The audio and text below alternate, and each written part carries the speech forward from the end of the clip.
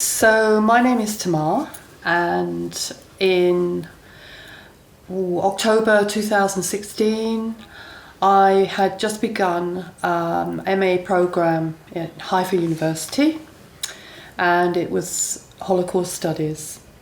And as part of my course I did a module on curating the Holocaust, which was really basically looking at how museums exhibited and remembered the events of the Holocaust.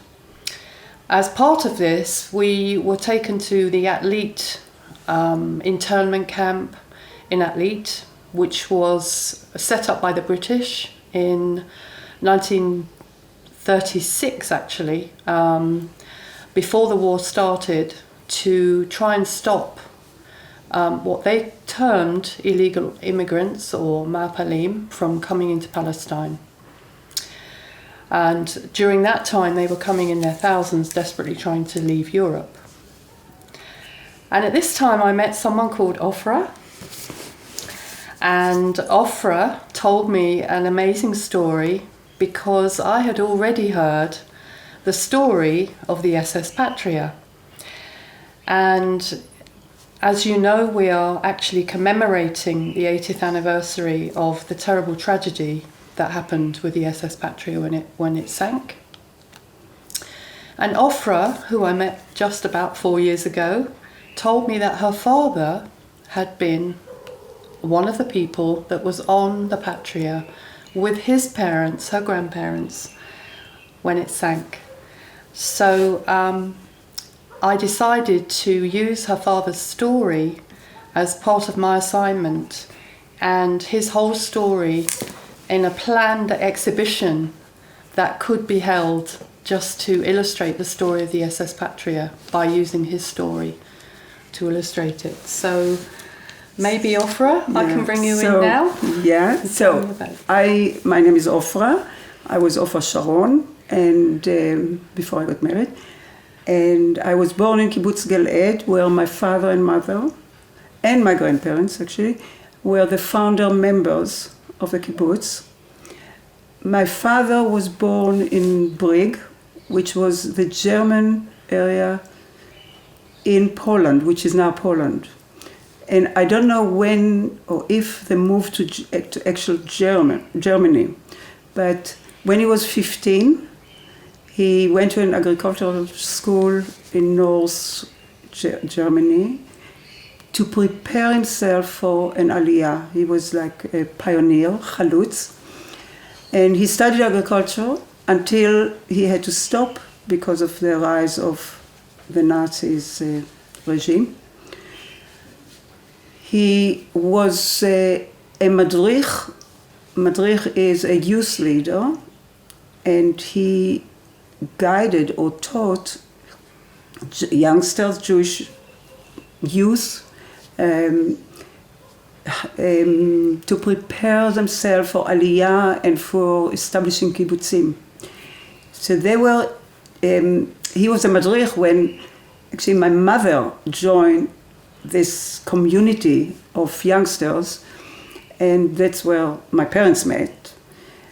My mother was chosen or elected to go to Israel in 1939. So my father was in Germany until 1940. His eldest brother was already in work camps or on his way to Sweden, the Swedes. And his youngest brother was already in Israel in agricultural school.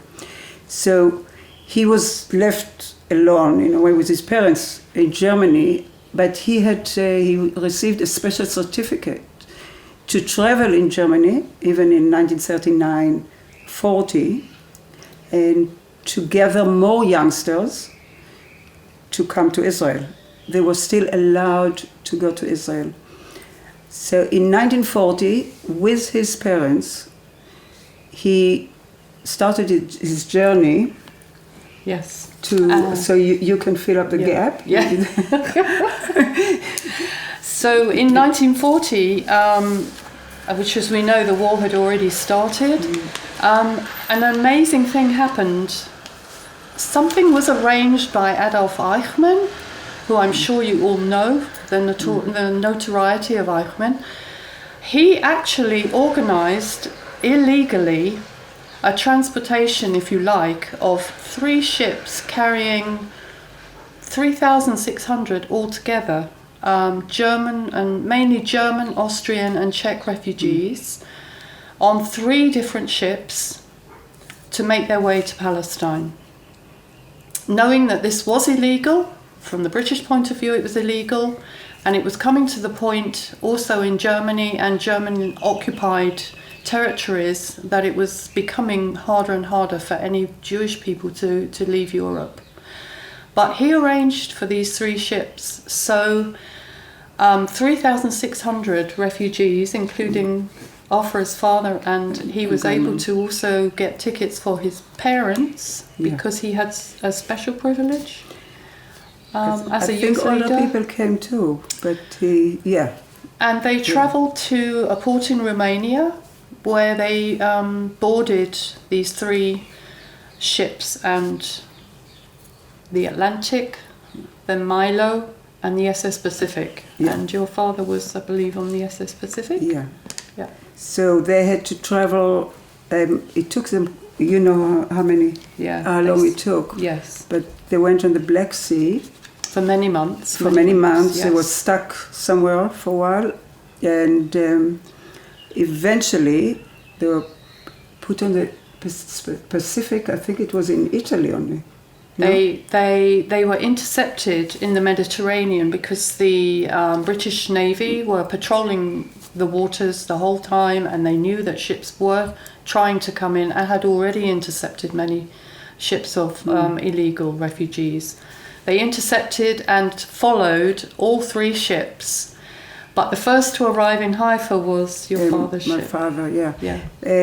By the way, my grandparents took quite a lot of their possession with them, but everything was stolen or lost on the way to Palestine or Israel. When they arrived, I think they already had the inkling that they will be stopped by the British who occupied Palestine, and the idea was to ship them to Mauritius. So they had a ship in Haifa, a French one that they've acquired, the British acquired, and they were going to transfer all the passengers from the 3 ships to this ship in Haifa, the Patria.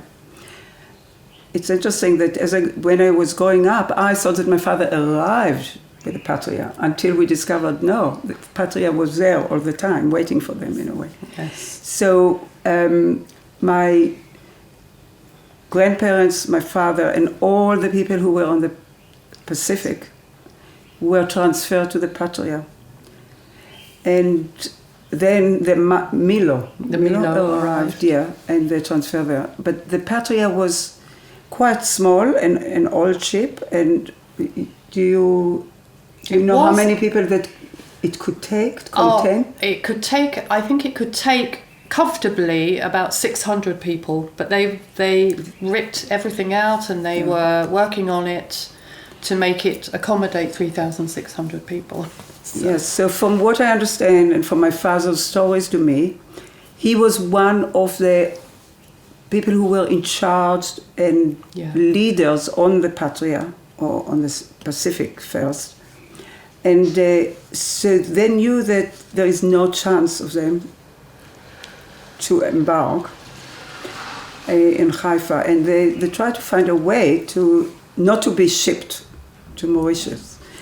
In the meantime, also the Atlantic arrived, and the British were going to transfer the British were going to They were going to transfer everyone across from the Atlantic as well. So there was a time limit but they, I think, believed that people on the Patria already were in touch with the people of the Haganah. Yeah, Haganah was involved with it. And what they've decided to do, to put a small bomb on the Patria, so it will make some sort of a hole, and they won't be able, that wouldn't allow them to go to Mauritius. Yeah, Mauritius. But what happened is that it didn't do the job the first try. And my father, I asked him once, what could you tell your parents that it's going to happen and probably the ship will sink eventually? He said no, they weren't allowed to talk about it. I think they just asked the people to go up on the deck, but there were people, the bottom of the ship, and British police people. Yes. And so then Haganah got involved more, and they put a very powerful, or too powerful for the Patria, bomb, and it exploded, and the Patria immediately started to sink. There are pictures. Somebody was on the Carmel at the time, yes, and he looked and took photos, and he could actually filmed, or photo after photo of the ship sinking, and so in the process, everybody had to jump. And some people couldn't swim, and there were babies. And yes, do you know more about it? There was because it sank so quickly. It blew such a huge hole in what was a very thin hull because it was an old ship. But many people came out to rescue. All sorts of people who were working in Haifa. Tragically, over 200 people died. Most of them were the Ma'apalim, but there were also soldiers, police there that died as well. What the ironic thing was that because of British maritime law, anyone who was in the water from a ship sinking had to be rescued and taken onto the nearest land. So in a roundabout way, they arrived. They arrived in Palestine and landed. But as soon as they got to land, the British rounded them and took them to Atlit. And in Atlit, it was like a concentration camp, really, for people who escaped Germany. At the last minute, suddenly they had to go into fenced camp, separating the men from the women, and sprayed with DDT, which we know how harmful it is now. And so they were there. Some of them were for over a year. My father, because he was part of the leadership, he had to stay there in the camp for about 13 months. My grandparents, they were over 50 at that time, 50 years old. After I think 3 or 6 months, they were transferred to Haifa, where they had accommodation there. So I don't know which one, who organized it. And I just remember from the stories from my mother and father. My mother was already in Israel. She just finished the agricultural school, and she was working, I think, in Tel Aviv. And she visited them, bringing them supplies, because they didn't have even shoes they needed and clothes, but she wasn't allowed to go in.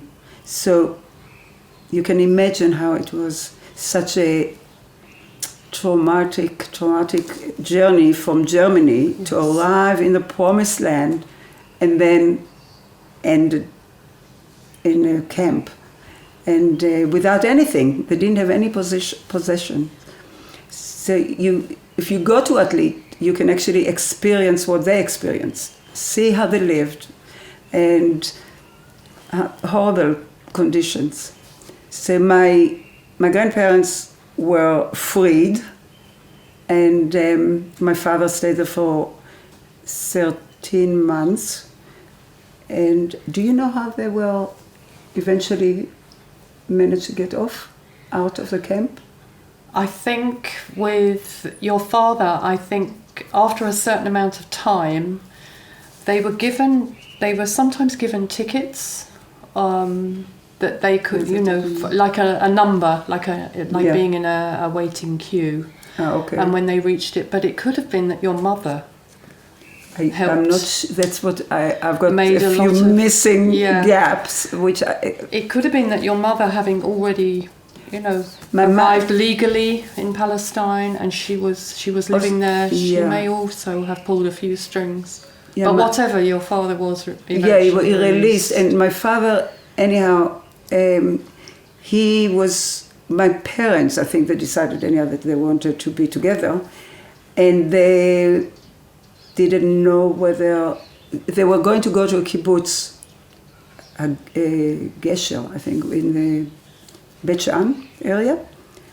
but the kibbutz wouldn't take grandparents or parents of things. So Giora Yoseftal, who was friends of my father, and he was already like in the government as such or helping, he was part of the group of German Jews who were in like another preparation kibbutz to go to on land near Anana.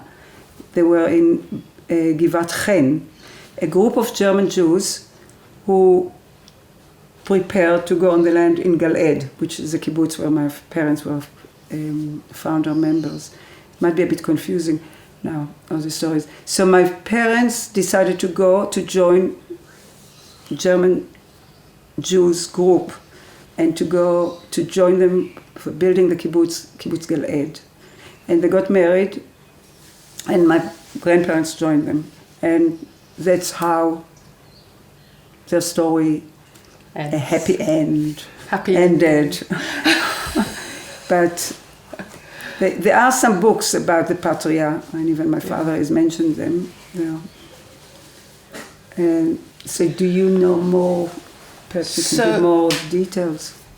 Not more details, maybe of the actual journey that your father made, if anyone would be interested to know exactly, because it was a very difficult journey to even get to as far as they got to before they were intercepted. But just to reiterate again, the tragedy that came from the SS Patria's story was in some ways something that may well not have happened. It would not have happened if the British hadn't had the kind of rules and regulations, the laws that they had made, something for which we as British people have a lot to answer for and a lot to be really, really sorry for. And I know that the organisations that have organised this are constantly lobbying the British government for a public apology from the government of Israel for the Mandate period and what was done in Palestine during the Mandate period. Every year there is a Memorial Day, and there is in Haifa, there is a cemetery, which is a big cemetery. There is a section for all the people who died drowned, as the Patria was sinking. And so this time is the 80th year. They wanted to make something really big, but because of the corona, it's going to be a webinar. Yes. Thank you, Offra.